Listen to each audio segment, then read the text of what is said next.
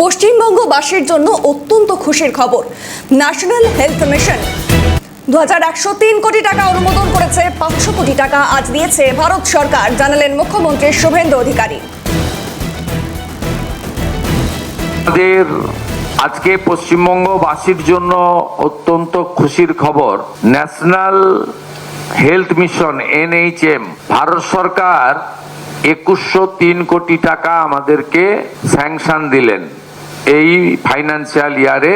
আজকে তার 1/4 500 কোটি টাকা আজকে এই মুহূর্তে ভারত সরকার আমাদেরকে ট্রান্সফার করলেন।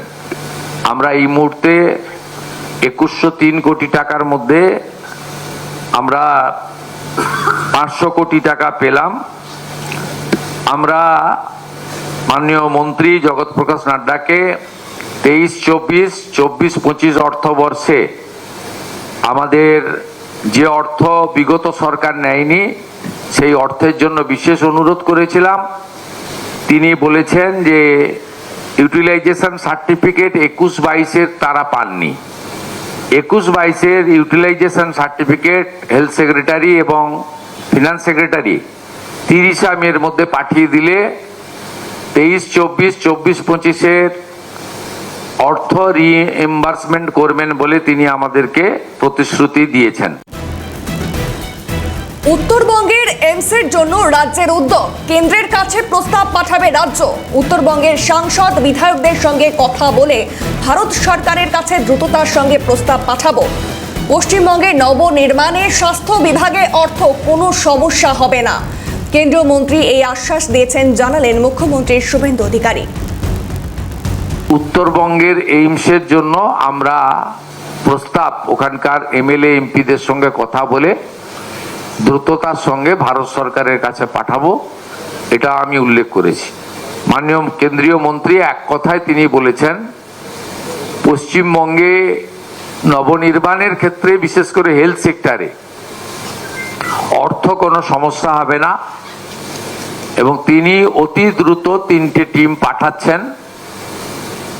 ভারত সরকার এবং বিভিন্ন WHO সহ যে হেলথ সেক্টরে বিশেষ বিশেষ কার্যক্রমগুলো চলছে সেই ব্যাপারে আমাদের একেবারে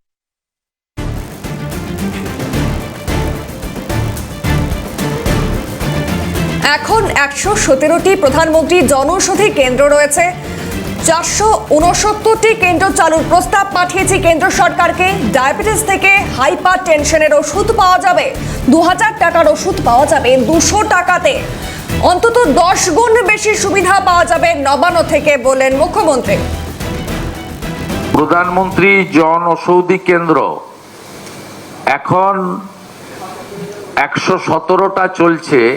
আমরা প্রধানমন্ত্রী জন ঔষধি কেন্দ্র 469টা করার প্রস্তাব ভারত সরকারকে দিয়েছি, যাতে block health centre, BPHC, sub division hospital এবং ডিস্ট্রিক্ট হসপিটাল কভার করবে। একজনের পরিবারে যদি মাসে ডায়াবেটিস থেকে হাইপার টেনশন থেকে শুরু করে ধরুন 2000 টাকার ওষুধ লাগে, এই 469টি সরকার নিয়ন্ত্রিত প্রধানমন্ত্রী জনঔষধি যোজনার সেন্টার চালু হলে এটা ধরে নিতে পারেন অ্যাপ্রক্স 200 টাকায় পৌঁছে যাবে। অন্তত 10 গুণ বেনিফিট পাবেন। এই নিয়ে বিজেপি নেত্রী অর্চনা মজুমদার টেলিফোনে কি প্রতিক্রিয়া দিয়েছেন, শুনুন। মানে যে কমার্শিয়াল ট্রেড নেমে যে ওষুধগুলো বাজারে বিক্রি হয় দোকানে, সেই কোম্পানিগুলো যে মুনাফায় এগুলো বিক্রি করে, মাল্টিন্যাশনাল কোম্পানিগুলো, সেগুলো সাধারণ মানুষের অনেকখানি পকেট কাটা যায়। ঠিক সেই চিন্তা থেকে আমাদের জনৌষধি প্রধানমন্ত্রী PMJY চালু হয়েছিল বহুদিন আগে, 5-6 বছর ধরে চলছে এবং পশ্চিমবঙ্গেও বেশ কিছু দোকান আছে, তবে অনেক দোকানে যেগুলো লিস্টেড মেডিসিন পাওয়া যায় না কোনো জায়গায়, বা যেটা প্রয়োজন সেটার বদলে লোকাল দেওয়া হয়, এগুলো হচ্ছে।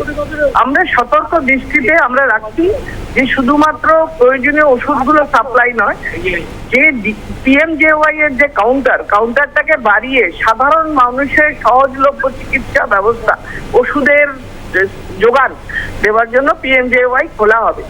এইখানে যেই ওষুধগুলো পাওয়া যায় সেগুলো জেনারিক মেডিসিন, সেখানে আপনার ট্রেড নেম কমার্শিয়াল বড় নাম থাকে না, কিন্তু এটা ডিজিসিএ অ্যাপ্রুভ, অর্থাৎ কিনা তাদের ফার্মাসিউটিক্যাল কোয়ালিটি, তাদের ওষুধের গুণগত মান সেটা সবসময় যে কোনো মাল্টিন্যাশনাল কোম্পানির ওষুধের সঙ্গে পাল্লা দিয়ে সমমানের।